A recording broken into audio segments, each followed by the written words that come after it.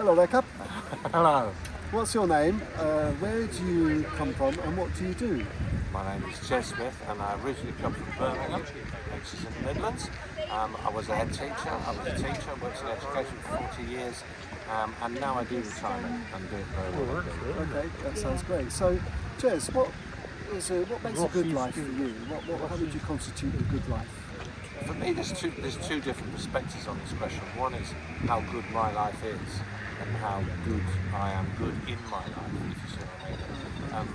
For me, how good my life is very much about the quality of the relationships that I've formed over the years and how much I invest in them and how much I work with family and friends and everybody who's part of that life to make sure that they continue. Because I think it gets harder and harder as you get older to maintain that quality because you're further away from people or things happen in your life that change it and there's deaths, births and marriages and all those sorts of things. The good life in terms of having a good life or managing a good life is for me is very much about integrity and it's about ensuring that what I do with integrity at the source of everything that I do. So therefore I know I'm doing for the right reasons at the right time. I'm not doing things which are going to be detrimental or harm or hurt down other people. Okay, that's great. So, is the one intentional activity that is your go-to thing for enhancing the quality of your life to make it a good life? It's an interesting question, isn't it? Because my wife and I, Dave, have now been retired, have 3 bus passes, and we have this thing about called Thank You Driver, which is basically if you get on a bus or get off a bus, shout Thank You Driver. In London, it's actually quite prevalent. You get everybody, regardless of where they're from or who they are or whatever, shouting Thank You Driver. And I've always done that, and I've always thought it's really important to acknowledge and thank and reward the people who serve you, and that sounds a bit naff, I know, but those people in bars and pubs and restaurants, and actually they're part of the process which is allowing you to live a good life.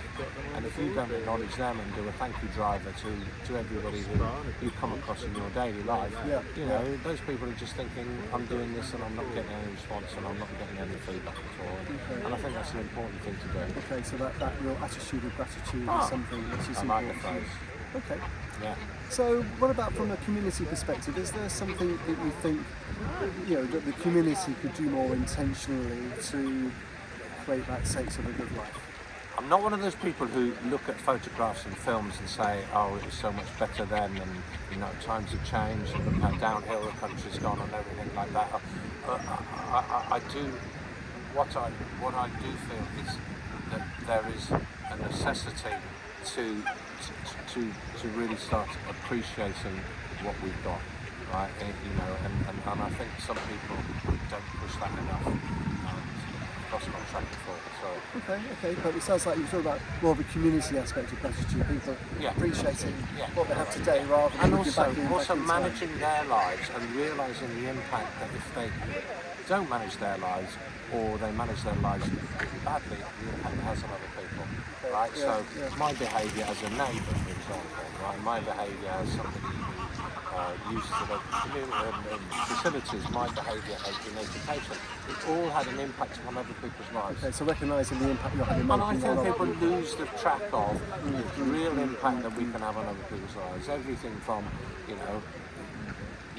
meeting and greeting to how you garden, to the language you use, to the, I've always been a huge believer in modelling behaviour throughout education. In my education career, it was I need to model what is right, what is good, what has integrity, all those things. Okay, great. So the world's a pretty challenging place at the moment, particularly. So if there was a one sentence that you think sort of sums up how you might bring a bit more hope to the world, what would that sentence be? It's something that I took from education, and it's a phrase which is success is a journey, not a destination. And it has been used by, success is a journey, success is a journey, not a destination. Yeah, that's what that's what I said.